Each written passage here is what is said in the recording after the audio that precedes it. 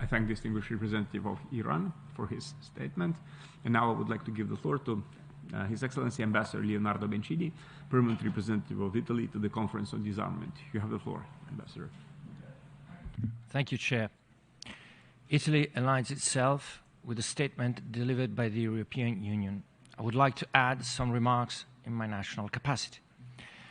Chair, Italy is historically engaged in actively improving space security and is strongly committed to the prevention of an arms race in outer space. This is also essential to safeguard the long-term use of the space environment for peaceful purposes on an equitable and mutually acceptable basis. The space domain is becoming more complex. Depending on the area of outer space in which activities take place, security has become closely interconnected with crucial economic and social functions on Earth, making it increasingly critical to ensure that future space exploration and exploitation activities be conducted in a peaceful and beneficial manner for all. Improving space security is therefore necessary not only for spacefaring nations, but for every country, including developing ones, given the contemporary world's reliance on space systems and services. We believe there is an urgent need to improve space security in this increasingly congested, contested, and competitive outer space environment. We supported and took part with great interest in the meetings of the open-ended working group on reducing space threats through norms, rules, and principles of responsible behaviors. We appreciated the OEWG's inclusive character and the involvement of private actors that enriched the debate and helped bring some much-needed technical clarity in our deliberations. Although the OEWG did not reach consensus on our report, we considered that the work conducted over 2 years has revealed significant cross-regional convergence in support of the behavioral approach, as testified by the 2 joint statements delivered during the 4th and last session.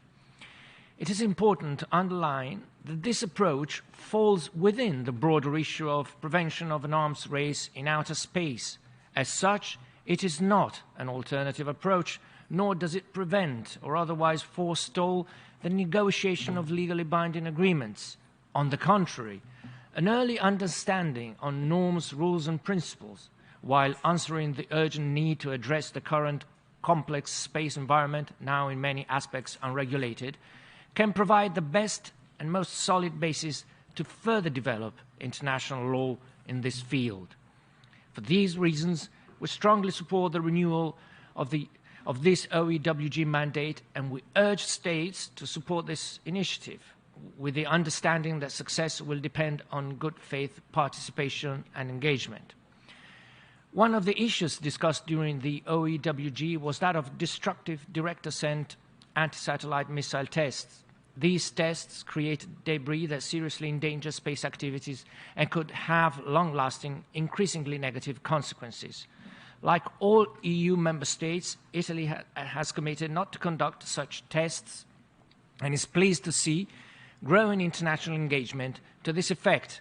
This is also a concrete result of the debates we had within the OEWG. Chair, we are concerned at the possibility that this committee will approve the mandates of 2 separate OEWGs. We prioritize the mandate of the OEWG on norms, rules, and principles of responsible behaviors, as we believe it covers all the issues that we need to discuss urgently within the broader Paros ecosystem. It would be unfortunate and counterproductive if a parallel process were established. Apart from the obvious effect of duplication, this would use up already limited financial resources, put enormous strain on an already congested disarmament calendar, and make it virtually impossible for small delegations to follow both exercises with a sufficient level of attention. I thank you, Chair. I think